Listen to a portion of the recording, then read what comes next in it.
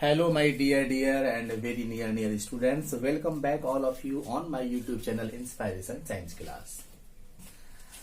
अच्छा, class start करें उससे पहले एक शेर यानी एक पंक्ति तुम लोगों को सुनाना चाहता हूं कि नजर टिकाए टिकाए मोबाइल के गिलास में आंखें खराब हो जाएंगी ऑनलाइन क्लास में। हाँ, माय डियर स्टूडेंट्स, मैं ऐसा फील करता हूँ कि जिस तरीके से बच्चों पे बर्डन आ रहा है, मतलब ऑनलाइन क्लास का पता नहीं क्या होगा, मतलब इरिटेट हो जाता है भाई। खैर, मजबूरी है। तो आज की क्लास में हम बात करेंगे एक्चुअली केमिकल इक्वेशन के बारे में। पर केमिकल इक्वेशन को जानने से पहले थोड़ा सा एनसीईआरटी ने वर्ड इक्वेशन के बारे में बताया, तो मैं चाहता हूं कि वर्ड इक्वेशन पर भी थोड़ी सी बात की जाए।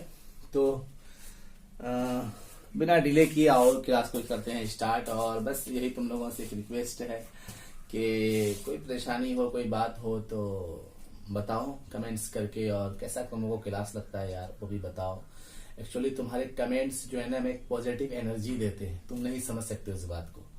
तुम 2 सेकेंड 4 सेकेंड में जो वो कमेंट्स लिखते हो वो मेरे लिए मतलब पूरी लाइफ के लिए एक एनर्जी का काम करता है।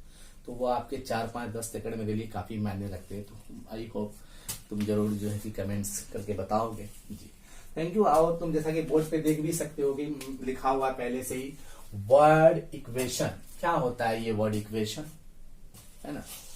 इक्वेशन के बारे में तुम लोग मैथमेटिक्स में जानते हो कि इक्वेशन एक स्टेटमेंट होता है जिसमें लेफ्ट और राइट में दोनों चीजें जो है इक्वल होती हैं, है ना। जिसमें कम से कम एक वेरिएबल होता है और वेरिएबल का जो है वैल्यू निकाला जाता है। आपने मैथमेटिकल स्टेटमेंट में ऐसा देखा होगा, वहां पे इक्वेशन। यहाँ पे एक्चुअली ऐसा ही होता है, लेफ्ट राइट दोनों बराबर होता है जी। यहाँ पर किसी का वैल्यू नहीं निकाला जाता है, पर वो भी ये भी एक तरीका इक्वेशन ही है।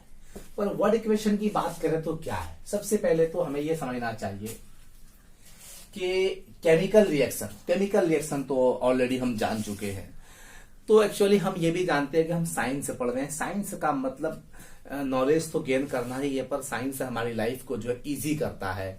और यही वजह है कि जो डिफिनेशन हम पढ़ रहे केमिकल रिएक्शन को, उसको और इजी किया गया और उसको एक स्टेटमेंट के रूप में न लेकर के एक वर्ड इक्वेशन यानी कुछ वर्ड के सहारे जो है हम उसको जो है रिप्रेजेंट करने लगे। जैसा कि वहां लिखा हुआ भी है कि when a statement of a chemical reaction.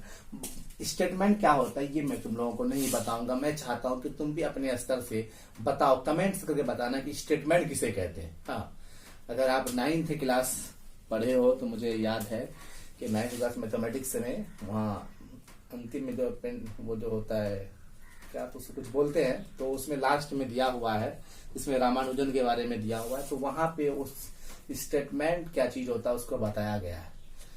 तो मैं समझता हूं कि आप स्टेटमेंट को भी जानो। फिलहाल when a statement of a chemical reaction, statement को हिंदी में कहते हैं कथन, एक तरीके का एक वाक्य।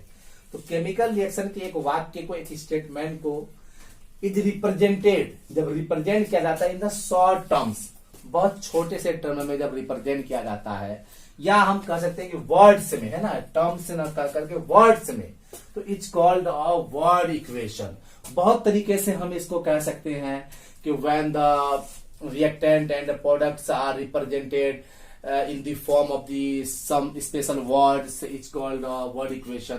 मतलब जब वर्ड के रूप में किसी भी केमिकल इक्वेशन को रिप्रेजेंट किया जाता है कुछ स्पेशल वर्ड्स में, तो इसी को हम जो है वर्ड इक्वेशन कहते हैं। बहुत इजी है, बहुत ज्यादा डिफिकल्ट नहीं है। जैसा कि आप देख सकते हो यहाँ लिखा हुआ भी आगे की for examples following chemical reactions have been represented as word equation.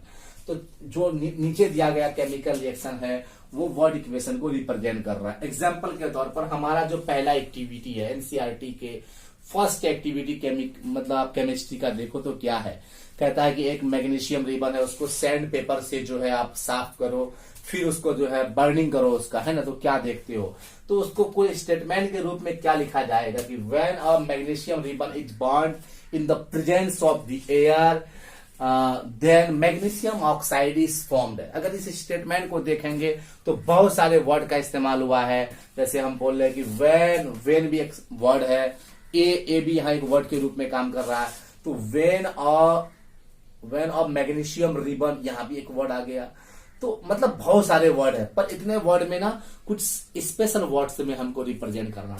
तो जैसे मैग्नीशियम रिबन के लिए हमने सिर्फ मैग्नीशियम लिया और हम समझ गए कि ये मैग्नीशियम की बात हो रही है, और यहां पर हमने सिर्फ एक ऑक्सीजन को रिप्रेजेंट किया। तो देखिए हमने दो शब्द लिए, दो वर्ड लिए, एक मैग्नीशियम के एक ऑक्सीजन के, बस दो शब्द हैं।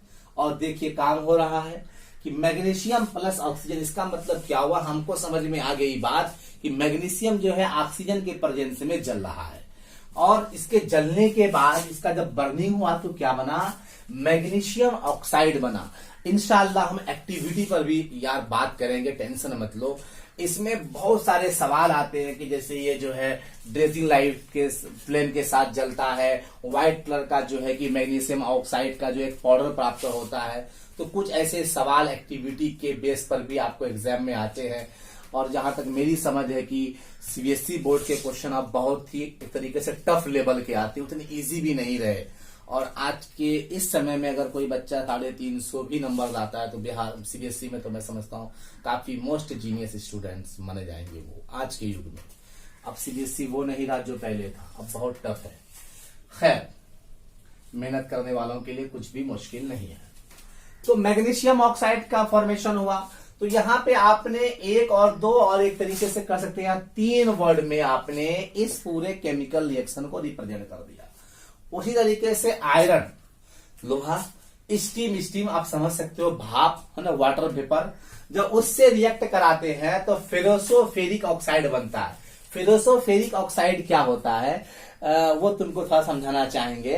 ये एक्चुअली आगे पढ़ेंगे। Fe3O4 ये एक तरह का मैग्नेटाइट है, इसको फेरोसोफेरिक ऑक्साइड कहते हैं मतलब अपनी भाषा में, पर इसका अगर हम साइंटिफिक मतलब आईयूपीएसी के तहत इसका नाम हम जानने की कोशिश करें तो इसका नाम हो जाएगा आयरन सेकेंड थर्ड ऑक्साइड। जी दोस्तों, तो माय डियर स्टूडेंट्स, आपको यहाँ पे थोड़ा सा मैं नॉलेज देना चाहूंगा कि एक्चुअली होता क्या है कि जब Fe की वैलेंसी 2 इस्तेमाल होती है, ऑक्सीजन की वैलेंसी 2, तो दोनों कैंसिल होकर के क्या बनाते हैं, FeO।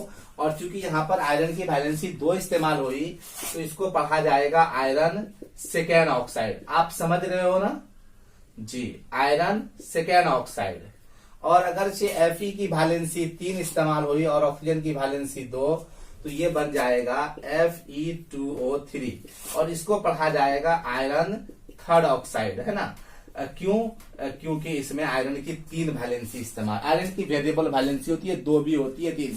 इस तरीके से बहुत सारे एलिमेंट हैं पीरियोडिक टेबल में जिसके जो है वैलेंसीज वेरिएबल होते हैं। वो आप जानना चाहेंगे तो कमेंट्स करके बताना, वो भी इंशाल्लाह आपको। लेकिन है कि मेरी अपनी ये समझ है कि हमें इतनी सी पढ़ाई करनी चाहिए जिससे हमें मंजिल मिल जाए, इतना ना पढ़ लें कि बुकरात हो जाए, फाजिल हो जाए। ये सब इस तरह का काम हमें नहीं करना, हमें लाइफ में सक्सेस के लिए पढ़ना चाहिए। चूंकि कहीं ना कहीं हमारे दिमाग में एक सक्सेस होता है, एक जॉब, ये चीजें हैं। अगर प्रोफेसर बनना तो उसके लिए तो बेटा पीएचडी करना पड़ता है ना, तो फिर क्यों मतलब मैट्रिक में ही पीएचडी करने की कोशिश करें। हाँ, लेकिन अगर जिज्ञासा है, क्यूरियोसिटी है जानने की, तो जानना भी चाहिए, मैं इस पे रोक नहीं रहा हूं।